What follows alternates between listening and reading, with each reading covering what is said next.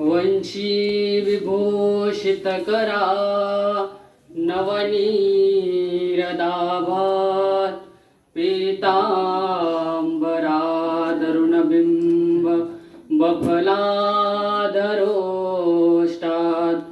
पूर्णेंद सुंदर मुखात अरविंद नेत्रात कृष्णात् परं किमपि तत्त्वमहं न जाने कृष्णात् परं किमपि तत्त्वमहं न जाने। सर्वज्ञ श्री चक्रधर स्वामी की जय।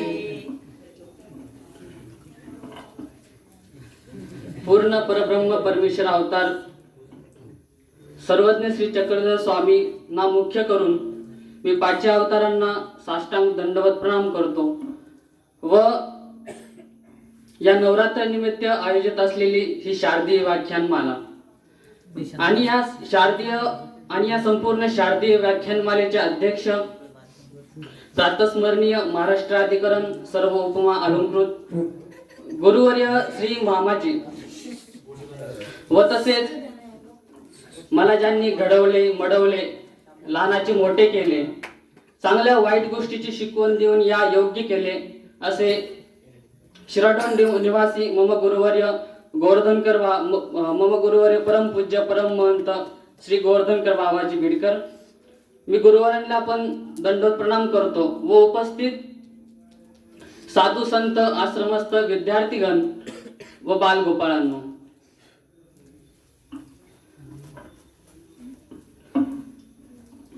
या ठिकाणी विचार मांडत असताना मी एक वेगळ्या विषयाला घेऊन आपल्यासोबत चालतोय। तर आजचा माझा विषय आहे अपूर्व भेट। तर जे काही स्वामींचं जे भेटीचं जे काही विधान आहे, जे काही स्वामींनी आपल्याला भेटीचं जे विधान सांगितलं आहे, त्या भेटीच्या या विषयावर आज आपण थोडंसं चिंतन करणार आहोत। तर जीवन म्हणजे पाणी आणि पाणी हे प्रवाहित असलं पाहिजे। जर पाणी एका जागी थांबलं तर त्याचं डबकं बनतं, ते खराब होतं। जे पाणी जीवन आहे, जे पाणी या पृथ्वीवरचं रत्न आहे, त्याचं डबक्यामध्ये जेव्हा रूपांतर होतं तेव्हा ते रत्न दृष्टीपासून दुर्लक्षित झालेलं असतं। तसंच या मानवी जीवनाचं आहे, या मानवी देहाचं आहे। हा मानवी देह धावत राहिला आणि जीवन प्रवाहित राहिलं तर ते सर्वांच्या उपयोगाला जात असतं। स्वामी श्री चक्रधरांनी या मानवी जीवनाला प्रवाहित केलेलं आहे। स्तब्ध झालेले जीवन, शांत झालेलं जीवन, कुंठित झालेलं जीवन याला स्वामी श्री चक्रधरांनी या महाराष्ट्राच्या भूमीमध्ये गतिशील केलेलं आहे, गतिमान केलेलं आहे। जेव्हा तुमच्याकडे प्रवाह आहे, गती आहे, तेव्हा तुमच्या जीवनाचं एक मोल असतं। तुम्ही चालता बोलता तोपर्यंत तुम्हाला किंमत आहे। तुमचं बोलणं संपलं, तुमचं पाहणं संपलं, तुमचं शरीर चालणं सोडतं तेव्हा तुम्ही शून्यामध्ये आलेले असतात। म्हणून स्वामी सांगताना या माणसाला पळत असताना चालत असताना काही नियम घालून दिलेले आहेत। पळायचं म्हणजे अतिशय सुसाट वेगानं पळायचं असंही नसू नये। बोलायचं तर महात्मेने प्रिय वक्त्या व्हावे, त्यानं चांगलंच बोलावं, हा नियम सुद्धा स्वामींनी आपल्याला घालून दिलेला आहे। पळत असताना कालेवनासारखं आपलं पळणं नसावं, पळत असताना भगवान गोपाल कृष्णांसारखं पळणं असावं, पळताना सुद्धा आपलं कार्य आपल्या मनामध्ये असावं, त्याचं चिंतन आपल्याकडे असावं, तेव्हा आपण पळत असतो।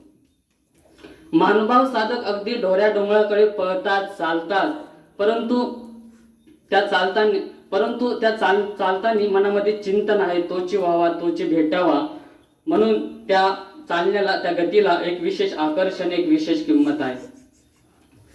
जेव्हा तुम्ही घरातून एखाद्या सभागृहाकडे चालता, एखाद्या मंदिराकडे चालत असताना त्या चालण्याला किंमत आहे, तिथला प्रत्येक पाऊल मौल्यवान आहे। म्हणून तर आमचे गोसावी सांगतात की परमेश्वरपूर जात असताना पाऊल पावला गोमटे। तुम्ही एक पाऊल जरी त्या परमेश्वरपुराकडे टाकला ना तरी तो गोमट्याला कारण आहे, तो पुण्याला कारण आहे, तो तुमच्या जीवनाला आकार देण्याला कारण आहे, कारण तुम्ही त्या परमेश्वराकडे चाललेला आहात। असंच चालता चालता आपल्याकडे एखाद्याचा संग होतो, काहींचा आपण सांगात करतो, तर काहींची भेटी होते. चिंतनीजनक बाबुळगावकर बाबाजींनी अतिशय सुंदर श्लोकामध्ये वाखाणलेलं आहे की तुमच्या भेटीत देव भेटे, अनेक पाडाचे गोमटे, नवनीत लाभे अवसटे परिशास्त्राचे. माणूस प्रवाहित झाला की कोणाची तरी भेट होत असते. रस्त्याने चालत असताना आपण एखाद्याला दुर्लक्षपणा करत असतो की मला त्याला भेटायचं नाही, परंतु एखादा दुर्लक्ष केलेला जो कर्म आहे आपण त्याला दुर्लक्ष करतो, पुढे निघून जातो, आपल्यासोबत काहीतरी अघटित असं घडून जातं. पुन्हा लक्षात येतं की आपण जर त्याच्याशी भेट घेतली असती, संवाद केला असता, तर आपला टाइम चुकला गेला असता, अघटित झालं नसता. म्हणून जीवनामध्ये भेट नितांत गरजेचे, परंतु भेट कुणाची असली पाहिजे, संग कुणाचा असावा. म्हणून स्वामी सांगतात की आपण्यापाशी ज्ञाता विरक्ताचा संग कीजे.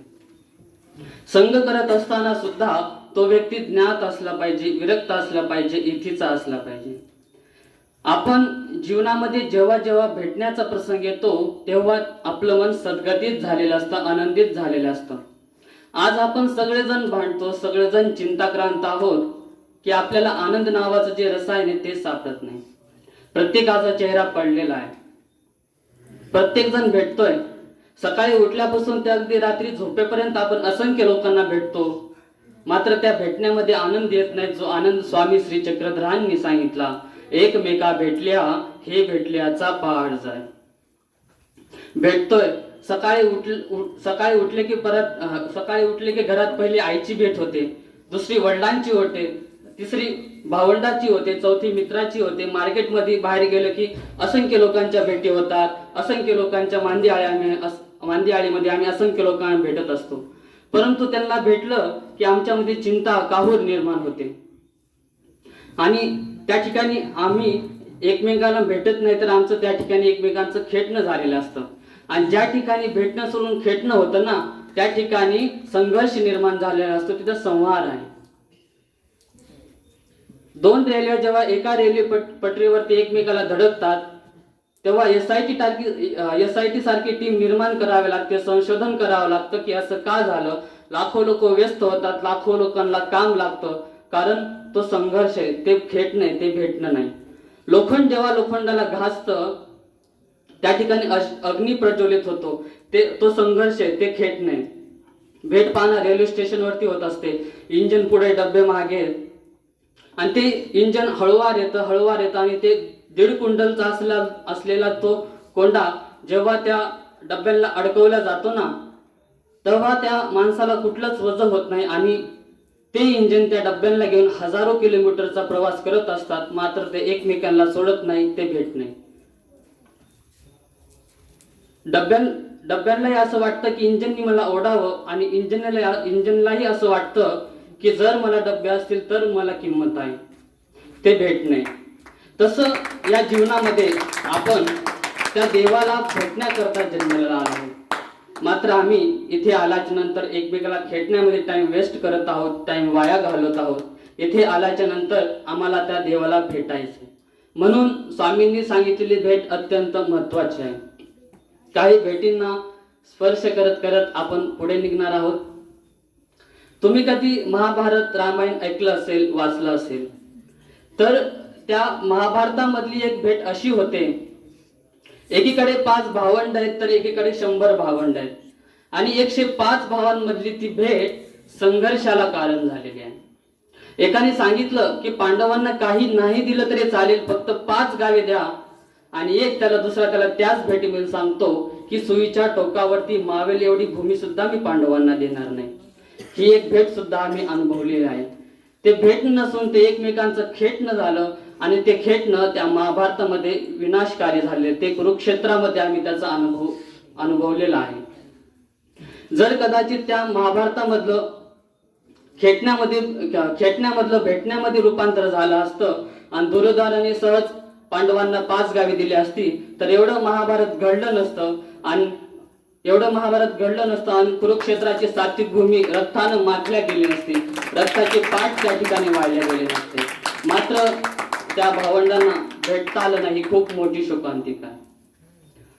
मात्र या उलट रामायणामध्ये भेट आहे। रामायणामध्ये सत्तेसाठी असणार आहे। एका आईनं आपल्या मुलाला राज्य मिळावं म्हणून एका मुलाला वनवासामध्ये पाठवलं। भरताला राज्य मिळावं म्हणून श्रीरामांना वनवासामध्ये पाठवलं। मात्र भरत हा नेहमी सत्याच्या बाजूने असल्याने तो नेहमी विचार करायचा की हे जे सिंहासन आहे, हे जे पद आहे ते रामचंद्रांचं आहे आणि आपण त्यांना ते दिलं पाहिजे। या शुद्ध हेतूने जेव्हा भरत रामचंद्रांच्या भेटीला जातो तेव्हा आईला असं वाटलं की तिकडे राम आहे, लक्ष्मण आहे। जर कदाचित एखाद्या राजकारणाच्या ईर्ष्येपोटी जर रामाने भरतावरती आक्रमण केला तर भरताचा घात होऊ शकतो, म्हणून त्या भरतासोबत काही सैन्यही पाठवून दिलेला आहे। भरत जेव्हा त्या अरण्याजवळ येतो, लक्ष्मणाने उंच टेकडीवर जाऊन पाहिलं की काहीतरी गजबज आवाज येतोय। विशाल असं सैन्य त्याला त्या ठिकाणी दिसतं। त्या भरताचा रथ त्याला त्या ठिकाणी दिसतो। खाली उतरतो, रामचंद्रांजवळ येतो आणि रामचंद्रांना म्हणतो की दादा, मला असं वाटतं की भरत आपल्यावरती आक्रमण करण्यासाठी आलेला आहे। भरत आपल्यावरती आक्रमण करण्यासाठी आलेला आहे। रामचंद्र त्या लक्ष्मणाला म्हणतात की लक्ष्मणा, भरत आहे, तो बंधू आहे, माझा भाऊ आहे, त्याचं माझ्यावरती नितांत प्रेम आहे, तो आपल्यावरती आक्रमण करण्यासाठी नाही तर आपल्या भेटीसाठी आलेला असणार आहे। लक्ष्मणाला शाश्वत वाटत नव्हतं। लक्ष्मणाने तीर काढला, कमान लावली आणि रामचंद्रांच्या समोर उभे राहिला। इकडे भरताने एका ठिकाणी सैन्य थांबवलं, रथातून खाली उतरला आणि रामचंद्रांच्या दिशेने चालायला लागला। चालत असताना भरत रामचंद्रांच्या समोर आला। रामचंद्रांनी लक्ष्मणाला बाजूला केलं। भरताने रामचंद्रांच्या पाया पडला। रामचंद्रांनी लक्ष्मणाला बाजूला केलं आणि रामचंद्रांनी भरताला आपलं आलिंगन दिलं आणि दोघे भाऊ रडायला लागले। दोघे भाऊ रडत असताना भरत रामचंद्रांना म्हणतो की दादा, अयोध्या जी आहे ती तुमची आहे। त्या सिंहासनावरती बसण्याची माझी पात्रता नाही। राज्य चालावं म्हणून तुमचे पादत्रांनी त्या सिंहासनावरती ठेवलेले आहात। तुम्हीच खरे अयोध्याचे राजे आहात। रामचंद्र भरताला म्हणतात की भरता, इथली झाडं मला महलासारखे वाटतात। सीत आनंदित आहे, लक्ष्मण आनंदित आहे, हसतोय ना, माझ्या चेहऱ्यावरती आनंद आहे बघ। इथे मला झोप लागते। भरता, हीच माझी अयोध्या आहे आणि ते तुला ते सांभाळावं लागणार आहे। आईची इच्छा होती की नाही की तुला ते भेटावं, म्हणून तुझ्यासाठी तर मी ते सोडून आलेलं आहे। हीच माझी अयोध्या आहे आणि तुला ते सांभाळावं लागणार आहे। हे भेटणं जर आजच्या परिस्थितीमध्ये दोन भावांच्या मध्ये आलं तर मला वाटणार नाही महाराष्ट्राच्या एकाही कोर्टामध्ये वकिलाला उभं राहावं लागेल। आज भांडण कुठं असतं आमचं? 2-4 मोडण्यासाठी भांडण असतं। स्वामी सुद्धा सांगतात की भेटा, तुमचं भेटणं कसं, एका भेटीमध्ये जीवनात आमूलाग्र बदल होतो। एवढे मोठे षडशास्त्र संपन्न असले माहिम भट्ट एक वेळेस स्वामींना भेटतात आणि अहंकार कायमचा गळून पडतो। एवढे उच्च कुळाचे षडशास्त्र संपन्न असलेले माहिम भट्ट ज्यावेळेस रुद्रपूरला श्री गोविंद प्रभूच्या भेटीसाठी जातात तेव्हा त्यांना रस्त्यामध्ये एक मातंग भेटतो आणि सांगतो की ते पहा श्री प्रभू। ते पाठमोरे झाल्याच्या नंतर त्यांच्या चरणावरती नतमस्तक झालेला माहिम भट्ट, अहंकार शून्य झालेला माहिम भट्ट त्या एका भेटीमध्ये त्याच्या जीवनामध्ये एवढा परिवर्तन होतं। वसमतची शांताबाईचा जीव द्यायला निघालेली बाई एक वेळेस स्वामींची भेट होते, श्रवण तिच्या कानी पडतं आणि जीवनामध्ये आमूलाग्र बदल होतो। एका पत्राने भेटलेली हिरायसांनी लिहिलेले ते पत्र पंडित बासांना की जी चुलीची खीर खाल्ली ती चुलीची काय राख खाल, एका शब्दाची भेट त्या ठिकाणी पंडित बासांना होते आणि क्षणार्धात अनुसरायला तयार होतात। आमची शास्त्राशी भेट झाली पाहिजे। मात्र आम्ही शास्त्र सहजतेने वाचतो, एखादं पुस्तक घेतो ते सहजतेने वाचतो, मात्र आम्ही त्या शब्दांशी कधी भेटत नाही। इथल्या एका साधूच्या भेटीनं तुमच्या असंख्य पाप सुद्धा थांबवल्या जाऊ शकतात। ज्या काही आपल्यासोबत घडणाऱ्या अघटित ज्या काही गोष्टी आहेत त्या सुद्धा थांबवल्या जाऊ शकतात. याचं उदाहरण म्हणजे चरित्रामधला एक प्रसंग आहे. स्वामींजवळ आचार्य श्री नागदेव आहेत आणि स्वामी आचार्यांना म्हणतात की नागदया, तुम्ही काही व्यापारानिमित्त बाहेर चाललेला आहात, काही कामानिमित्त बाहेर चाललेला आहात, तर रस्त्यामध्ये तुम्हाला कोणी भेटलं तर त्याला तुम्ही थांबवा, त्याच्याशी संवाद करा आणि मग पुढे निघून जा. आचार्य श्री नागदेवांनी स्वामींना दंडवत केला आणि रस्त्याने आपल्या कामासाठी निघून गेले. रस्त्याने चालत असताना आचार्य श्री विचार करत असतात की आजपर्यंत स्वामींनी मला असा नियम घातला नाही, असा दंडक घातला नाही, तर आज मला स्वामींनी असा दंड का घातला, असा विचार करत असताना समोरून एक पालखी येते. स्वामींच्या पूर्वाश्रित असलेले पद्मनाभी देव त्या पालखीमधून येत असतात. सावकारीचा व्यवसाय. त्यांनी बरेच दिवसापासून एका मनुष्याला पैसे दिले होते, मात्र तो मनुष्य त्यांना तो पैसे परत करत नव्हता. ते आज पालखीमध्ये बसले आणि त्यांनी असं ठरवलं त्या मनुष्याकडून पैसे घेऊन यायचे नाही, तर त्याचं काहीतरी बरं वाईट करायचं. आचार्यश्री असा विचार करत असताना सहजतेने पुढे निघून जातात. पुन्हा लक्षात येते की स्वामींनी सांगितलं, आज जर तुम्हाला कोणी भेटलं तर त्याला थांबवा, त्याच्याशी संवाद करा. आचार्यश्री पळत येतात. त्या घोड्यांना थांबवतात, पालखीला थांबवतात. पालखीमध्ये डोकावून पाहतात तर पद्मनाभी देवासोबत शस्त्रधारी सैन्य होतं. ते त्या सैन्याला थांबवतात, त्या पालखीमध्ये डोकावून पाहतात तर पद्मनाभी देवांना बी आनंद होतो की नागदेव भेटले. पद्मनाभी देवांनी आचार्यांना दंडवत केला, आचार्यांनी पद्मनाभी देवाला दंडवत केला आणि विचारते झाले की कुठे स्वामी, कसे स्वामी, स्वामींची आरोग्यना झाली का.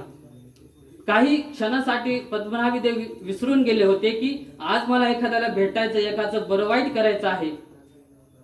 या सर्व गोष्टीचा विसर त्या पद्मनाभी देवाला पडतो आणि प्रत्यक्ष स्वामींचा अनुभव त्यांना स्वामींचा अनुभव त्यांना व्हायला लागला आणि विचारते झाले की कुठे स्वामी, कसे स्वामी, परिवार कसा आहे. आचार्य म्हणतात की बरे स्वामी, नेवासा या ठिकाणी स्वामींचं अवस्थान आहे. बरे कुठे निघालात? काही नाही, स्वामींचा व्यापार आहे, त्या व्यापारानिमित्त मी चाललेला. ठीक आहे. पद्मनाभी देवांनी आचार्यांना दंडवत केला, आचार्यांनी पद्मनाभी देवाला दंडवत केला आणि आपल्या कामासाठी निघून गेले. सायंकाळी जेव्हा आचार्यश्री स्वामींजवळ येतात, स्वामींची आरोग्यना झाल्याच्या नंतर स्वामींजवळ जाऊन विनतकंदर होतात आणि विचारते झाले की जीजी, आज मला असा दंड का घातला, असा नियम का घातला. तर स्वामी म्हणतात की नागदेया, पद्मनाभी देव सावकारीचा व्यवसाय. त्यांनी खूप दिवसापूर्वी एका मनुष्याला पैसे दिले होते, मात्र तो मनुष्य त्यांना पैसे देत नव्हता आणि ते आज पालखीमध्ये बसले आणि असं ठरवलं की त्या मनुष्याकडून पैसे घेऊन यायचे नाही, तर त्या मनुष्याचं काहीतरी बरं वाईट करायचं. तुम्ही त्यांना रस्त्यामध्ये भेटलात, ते तुम्हाला भेटले, तुम्ही त्यांना दंडवत केला, त्यांनी तुम्हाला दंडवत केला आणि तुमच्यामधला वार्तालाप झाला आणि त्या वार्तालापामधला बराचसा काळ निघून गेल्यानंतर ज्यावेळेस त्या पद्मनाभी देव त्या मनुष्याचं वाईट करणार, तो मनुष्य त्या ठिकाणाहून दुसऱ्या ठिकाणी निघून गेलेला होता. ज्यावेळेस पद्मनाभी देव त्या ठिकाणी पोहोचले, त्यांना तो मनुष्य भेटला नाही आणि त्यांना रिक्त हाताने वापस यावं लागलं. जर कदाचित तुम्ही त्यांना भेटला नसता, त्यांनी तुम्हाला दंडवत केला नसता, तुम्ही त्यांना दंडवत केला नसता, तर आज तो मनुष्य त्यांना सापडला असता आणि त्यांच्या हातून एक हत्या घडली असती, असंख्य पाप त्यांना लागला असतं. इथल्या एका साधूच्या एका दंडवताने, एका भेटीनं आपल्या असंख्य पाप सुद्धा थांबवल्या जाऊ शकतात. एवढी ताकद त्या भेटीमध्ये आहे.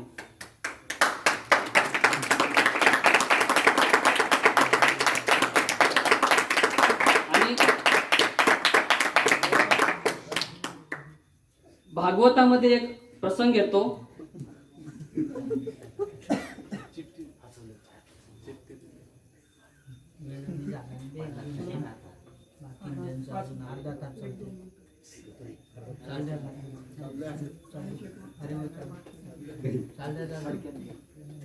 इथल्या एका साधूच्या एका भेटीने एका दंडवताने आपल्या असंख्य पाप सुद्धा थांबवल्या जाऊ शकतात. ज्याला समजलं की स्वामी श्री चक्रधर माझे, स्वामी श्री चक्रधरांचं तत्वज्ञान माझे आणि स्वामी श्री चक्रधरांनी निर्माण केलेला हा साधक आहे, त्या साधकाला भेटल्याच्या नंतर ज्याला प्रत्यक्ष देव भेटल्याची अनुभूती होते ना, तेव्हा तो आम्हाला पाठ जाणार आहे. कारण स्वामींनी अतिशय सुंदर शब्द वापरलेला आहे की पाठ. कारण स्वामींनी अतिशय सुंदर शब्द वापरला आहे की पाठ. कारण आंबा त्याची एक ठराविक गोडी असते. गोड आंब्याचं टोपलं जर आपल्या समोर ठेवलं तर आपण किती खाऊ, 5 खाऊ, 10 खाऊ, 11व्या आंब्याला आम्ही बस झालं म्हणतो. कैऱ्या, कारण आम्ही गोड सुद्धा खाऊ शकत नाही. कैऱ्या जर आपल्या समोर असतील तर आपण किती खाऊ, 1 खाऊ, 2 खाऊ, 3ऱ्या किरेला आम्ही बस झालं म्हणतो. मात्र पाठ अशी एक वस्तू आहे जी थोडीशी आंबट आहे आणि थोडीशी गोड आहे. पाडाचं टोपलं जरी आपल्या समोर ठेवलं तरी आम्ही खाऊ आणि पुढच्याला सांगू की अजून असतील तर माझ्यासोबत दे आणि मी घरी जाऊन खाईल किंवा माझ्या मित्राला देऊन खाईल. अशी अवीट गोडी आमच्यामध्ये आली पाहिजे. हे केव्हा घडेल? जेव्हा आमच्या जीवनातला संघर्ष बाजूला टळेल, जेव्हा आमच्या हृदयामध्ये प्रेम निर्माण होईल, जेव्हा आमच्या हृदयामध्ये करुणा निर्माण होईल, जेव्हा आमच्या हृदयामध्ये भक्तीचं बीजारोपण होईल, तेव्हा खऱ्या अर्थाने आम्हाला तो पाठ जाणार आहे. भागवतामध्ये एक भेट येते. आपण सर्वांनी भागवत ऐकलं असेल, वाचलं असेल. तर त्या भागवतामधली एक भेट अशी होते. एक राजा आहे आणि एक साधारण भिक्षुक आहे. एका गुरुकुळामध्ये शिकलेले 2 गुरु भावंड आहेत. एक द्वारकेचा राजा आणि एक साधारण भिक्षुक आहे. एकाकडे जगातलं सर्व काही देण्यासाठी आहे आणि एकाकडे देण्याची भावना आहे, मात्र देण्यासाठी काहीच नाही.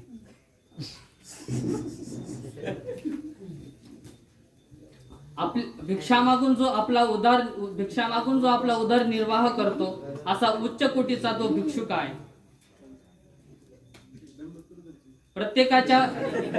प्रत्येकाच्या घरी जाऊन देव मागणारा आचार्य श्री नागदेवांसारखाच तो सुदामा आहे. कारण तो प्रत्यक्ष देव भेटावं म्हणून रडतक शो करतोय. तो सुदामा जेव्हा कृष्ण महाराजांच्या भेटीला जातो, त्या द्वारके नगरीमध्ये त्याचं आगमन होतं. 2-4 दिवस पाहुणचार होतो, पाद्यपूजन होतं. आणि ज्यावेळेस सुदामा परत आपल्या नगरीमध्ये जातो त्यावेळेस ती नगरी सुवर्णाची झालेली आहे. जोपर्यंत सुदामा त्या कृष्ण महाराजांच्या नगरीमध्ये होता तोपर्यंत त्याने आपल्या बसली असलेली दारिद्र्य आणि आपल्या बसली असलेलं गरिबी याचा लवलेशही त्या परमेश्वराला जाणून दिलेला नाही. जर कदाचित सुदामा त्या कृष्ण महाराजांना भेटता क्षणीच असं म्हटलं असता की कृष्णा, मी तुला भेटायसाठी आलेलो आहे, तर माझ्याकडे खूप दारिद्र्य आहे, खूप गरिबी आहे, पत्नीसाठी घालण्यासाठी कपडे नाही, मुलाला घालण्यासाठी कपडे नाही, जेवणासाठी अन्न नाही, घर नाही, घरावरती छत नाही, भिक्षा मागण्यासाठी माझ्याकडे पात्र नाही, या सर्व गोष्टी मागण्यासाठी तुला मी या ठिकाणी भेटण्यासाठी आलेलो आहे. जर कदाचित त्या सुदामाने भेटता क्षणी असं त्या देवाला म्हटलं असता तर व्यासांनी त्या भागवतामध्ये सुदामाचं वर्णन केलेलं नसतं. तसं त्या सुदामा सारखं कधी आम्हाला देवाला भेटता येईल. मात्र आम्ही त्या मंदिरामध्ये जातो, 20 रुपयाचं नारळ, त्यावर 5 रुपयाचे पान, 1 सुपारी आणि त्यावर 5 रुपयाची फाटकी नोट ठेवतो आणि देवाला म्हणतो, देवा आता मी तुला विडा ठेवत आहे तर तू माझ्याकडेच बघ आणि माझंच कल्याण कर, तू माझंच कॉन्ट्रॅक्ट घे आणि आता 3 लाखाची फाईल तू माझी पास कर. आपण एकंदरीत 30 रुपयामध्ये त्या देवाला 3 लाखाचं मागणं घालत असतो. कसा पाहिला आपल्याकडे? जेव्हा तुम्ही त्या देवाला तराजूमध्ये तोलायचा प्रयत्न करत असतो ना, तेव्हा तो सुद्धा आपल्याला तराजूमध्ये तोलायचा प्रयत्न करत असतो. जेव्हा त्या देवाला तुम्ही तुमच्या हृदयामध्ये तोलताना तेव्हा तो सुद्धा आपल्या हृदयामध्ये ठेवायचा प्रयत्न करत असतो. जेव्हा तुम्ही तुमची भक्ती त्याच्या पारड्यामध्ये ठेवताना तेव्हा तो सुद्धा त्याची निष्ठा ठेवत असतो परमेश्वर. त्याला माहिती आहे अब्रह्मा भुवना लोका पुनरावृत्ती अर्जुन. तू माझी भक्ती कर, तुला मी या पुन्हा संसार चक्रामध्ये येऊ देणार नाही. तुझी भक्ती जर तेवढ्या मोलाची असेल ना तर माझी सुद्धा निष्ठा आहे की तुला या पुन्हा संसार चक्रामध्ये येऊ देणार नाही.